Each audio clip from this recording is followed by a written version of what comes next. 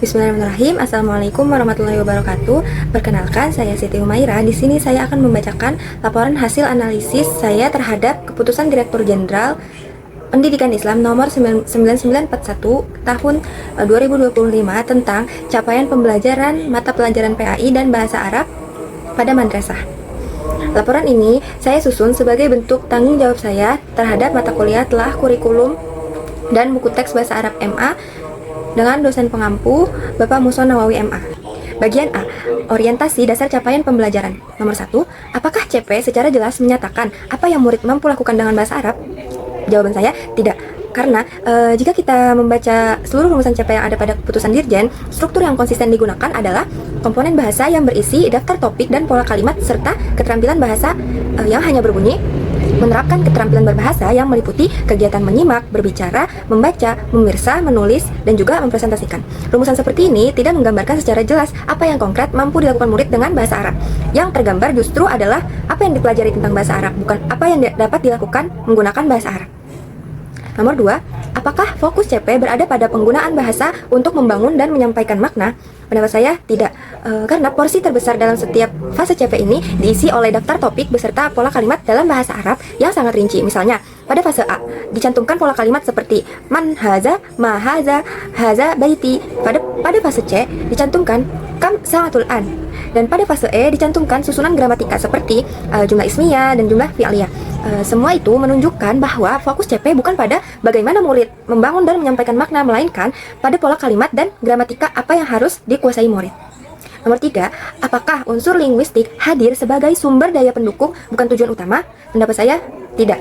Karena dalam SK Dirjen 9941, unsur linguistik berupa pola kalimat, kosakata, dan gramatika dicantumkan secara eksplisit, sangat rinci, dan mendominasi hampir seluruh isi rumusan CP di setiap fase. Bahkan, pola kalimat dituliskan lengkap dalam aksara Arab untuk setiap topik di setiap fase. Dan itu membuktikan bahwa unsur linguistik bukan sekedar pendukung komunikasi, melainkan sudah menjadi tujuan utama yang harus dicapai oleh murid. Hal ini bertentangan dengan prinsip OBE atau Outcome Based Education yang menyatakan bahwa materi kebahasaan ini seharusnya diturunkan dari tuntutan performa komunikasi. Bagian B, representasi kinerja komunikatif. Nomor 4, apakah CP merepresentasikan satu tindakan komunikasi yang utuh dan bermakna? Jawaban saya tidak. Karena pada SK 9941 tidak ada satupun fase dalam CP yang memuat deskripsi tindakan komunikasi yang utuh dan bermakna. Komponen bahasa hanya mendaftarkan topik dan pola kalimat. Keterampilan bahasa merumuskan kemampuan secara terpisah dalam satu kalimat generik. Tidak ada gambaran tentang murid yang menceritakan pengalaman, menjelaskan gagasan, berdiskusi tentang suatu isu, ataupun menanggapi informasi sebagai satu peristiwa komunikasi yang utuh. Nomor 5, apakah CP menghindari pemisahan mekanis keterampilan bahasa? Jawabannya tidak, karena struktur CP dalam SK Dirjen itu secara konsisten memisahkan antara komponen bahasa dan juga keterampilan bahasa sebagai dua entitas yang berdiri sendiri di setiap fase. Di dalam keterampilan bahasa pun, keenam keterampilan itu menyimak, berbicara, membaca, memirsa, dan juga menulis dan juga mempresentasikan hanya disebutkan sebagai daftar dalam satu kalimat generik yang sama dari fase A hingga ke fase F. Tidak ada gambaran bagaimana keterampilan-keterampilan tersebut saling terhubung dalam satu peristiwa komunikasi nyata. Nomor 6, apakah keterampilan bahasa muncul terpadu dalam satu tindakan komunikasi? Jawaban saya tidak, karena rumusan keterampilan bahasa di setiap fase hampir identik kata per kata dari fase A hingga fase F. Semuanya hanya menyebutkan keenam keterampilan secara berurutan tanpa menggambarkan bagaimana keterampilan-keterampilan tersebut berpadu dalam satu tindakan komunikasi yang bermakna. Keseragaman rumusan ini justru memperlihatkan bahwa tidak ada upaya untuk menggambarkan integrasi keterampilan yang berkembang dari fase ke fase.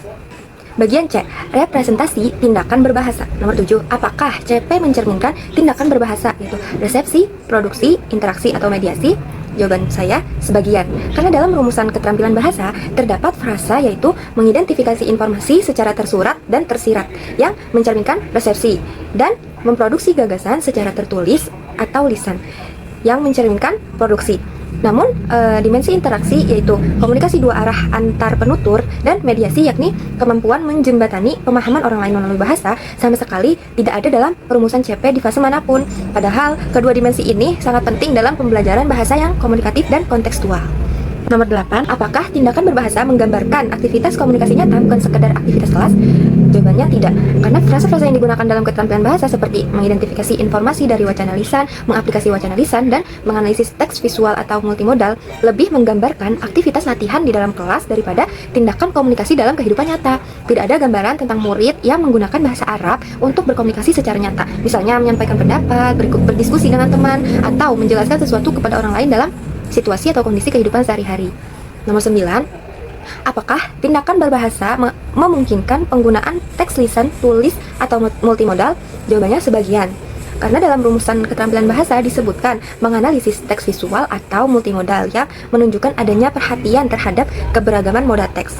Teks lisan juga disebut dalam frasa mengidentifikasi informasi dari wacana lisan, namun penyebutannya itu sangat terbatas dan tidak dikembangkan secara bermakna, juga tidak menggambarkan bagaimana berbagai moda teks tersebut digunakan dalam konteks komunikasi yang sesungguhnya atau komunikasi secara nyata.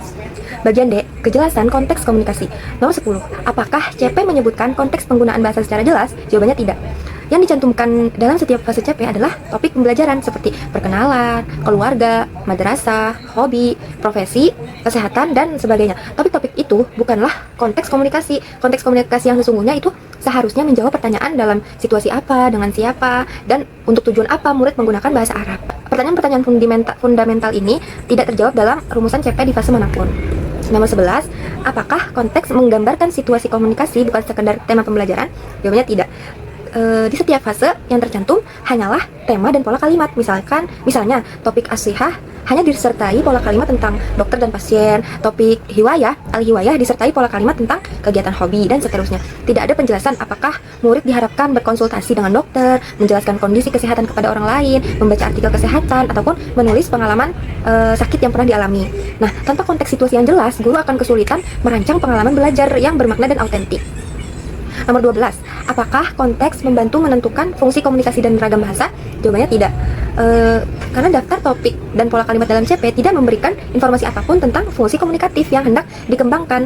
Contohnya apakah murid belajar mendeskripsikan, menjelaskan, meyakinkan, menceritakan, ataupun berdiskusi. Tanpa kejelasan fungsi tersebut, fungsi komunikasi tersebut, ragam bahasa yang tepat pun tidak dapat ditentukan. Nah, akibatnya guru tidak mendapat panduan yang memadai untuk merancang pembelajaran yang sesuai dengan tujuan komunikasi yang sesungguhnya. Bagian E, keterukuran dan aksesabilitas. Nomor 13, apakah CP dapat diobservasi melalui perform nyata murid? Jawabannya tidak. Karena kata kerja utama dalam komponen bahasa di setiap fase adalah mengenali, yaitu dalam fase A dan B, mengidentifikasi dalam fase C, dan menganalisis dari fase D sampai F. Semua kata kerja ini menggambarkan proses kognitif internal yang tidak langsung dapat diobservasi sebagai performa komunikasi. Tidak ada gambaran tentang produk ataupun performa konkret yang dapat diamati oleh guru, seperti murid menceritakan kembali isi teks, murid melakukan percakapan, ataupun murid mempresentasikan informasi secara nyata. Nomor 14, apakah bentuk tugas asesmen performatif dapat dibayangkan dari rumusan CP? Jawabannya tidak, karena tidak ada deskripsi performa komunikasi yang konkret di fase manapun. Sangat sulit membayangkan bentuk asesmen performatif yang sesuai hanya dari membaca CP ini. Guru yang membaca daftar topik dan pola kalimat akan lebih mudah terdorong membuat soal kognitif tentang kosakata dan gramatika, bukan tugas performatif seperti wawancara, presentasi, diskusi, ataupun penulisan teks bermakna. Dan ini adalah risiko nyata ketika CP tidak dirumuskan berbasis performa. Nomor 15, apakah CP menghindari rumusan yang terlalu abstrak?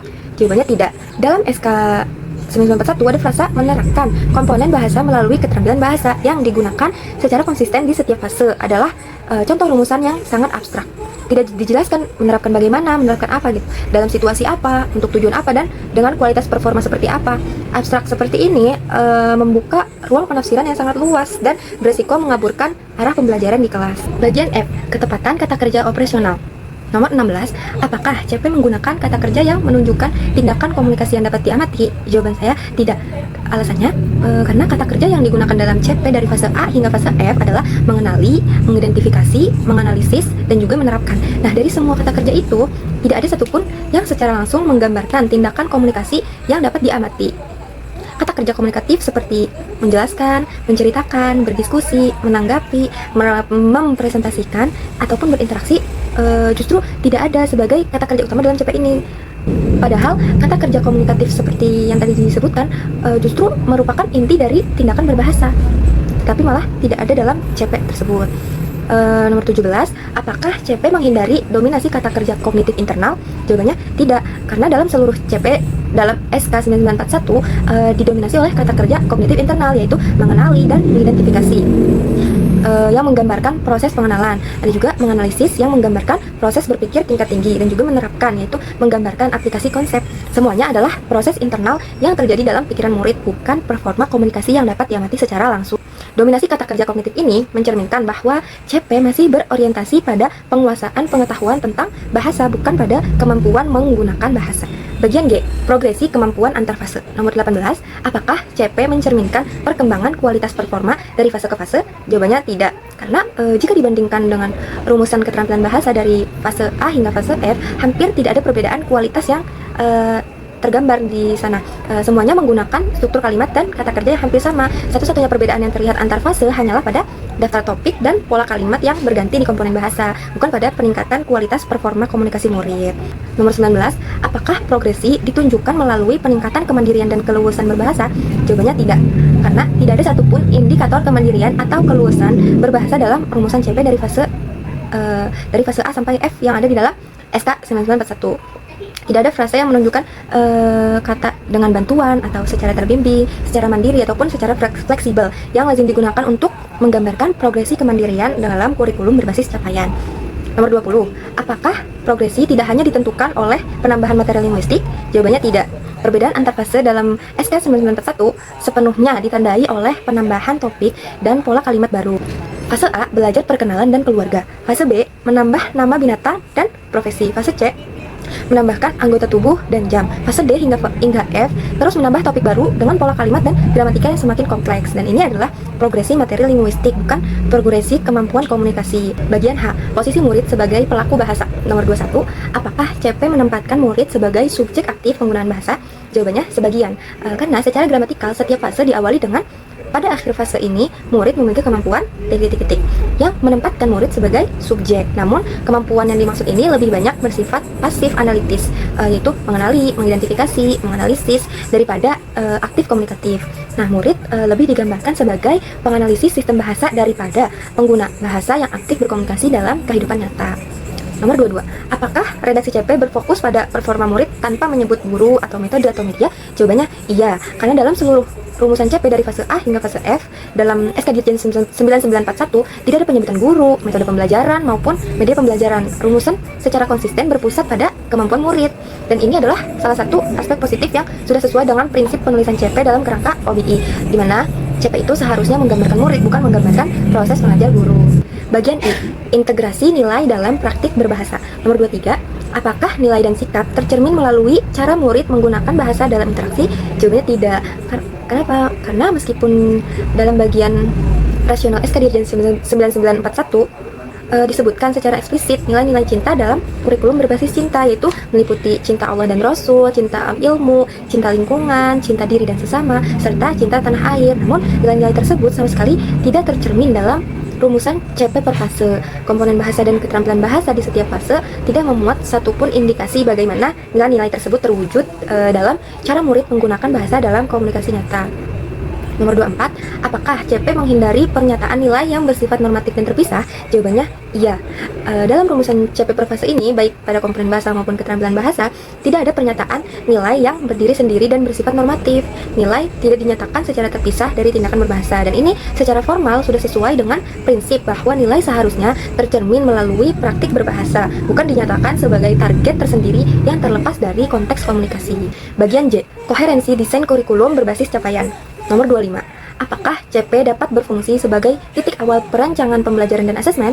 Jawabannya tidak, karena CP didominasi oleh daftar topik dan pola kalimat. Guru yang membacanya akan terdorong untuk merancang pembelajaran yang berorientasi pada penyelesaian materi, yaitu membahas setiap topik dan melatihkan setiap pola kalimat yang tercantum. Dan ini bertentangan dengan fungsi CP sebagai titik awal yang seharusnya mendorong guru merancang pengalaman belajar berbasis performa komunikasi. CP yang baik harusnya membuat guru bertanya, bagaimana caranya murid mencapai kemampuan komunikasi ini, bukan bagaimana caranya saya mengajarkan semua pola kalimat yang ada. Nomor 26, apakah tujuan pembelajaran dapat diturunkan secara logis dari CP? Jawabannya sebagian. Karena tujuan Tujuan pembelajaran itu memang dapat diturunkan dari CP ini, tapi prosesnya itu berisiko besar menghasilkan TP yang berbasis materi. Contohnya seperti murid mampu menggunakan pola kalimat tertentu atau murid mampu menyebutkan kosakata tentang topik tertentu. Nah, TP seperti ini masih berorientasi pada penguasaan bentuk bahasa, bukan pada pengembangan kemampuan komunikasi yang bermakna. Penurunan TP yang tepat membutuhkan interpretasi kreatif dari guru yang tidak langsung terpandu oleh rumusan CP. Nomor 27, apakah materi kebahasaan dapat diturunkan dari tuntutan performa komunikasi dalam CP? Jawabannya tidak, karena dalam SK Dirjen nomor 9941, logika perancangannya terbalik dari prinsip OB. Materi kebahasaan berupa topik, pola kalimat, dan gramatika sudah lebih dulu dicantumkan secara lengkap dan rinci di dalam badan CP itu sendiri. Nah, seharusnya dalam kerangka OBI, performa komunikasi dirumuskan lebih dahulu, baru kemudian materi kebahasaan diturunkan dari tuntutan performa tersebut, karena materi sudah tercantum di CP, justru logika yang berlaku adalah performa mengikuti materi, bukan sebaliknya. Bagian K, kejelasan dan ketepatan redaksi. Nomor 28, apakah CP menyatakan satu capaian kemampuan inti tanpa beban ganda?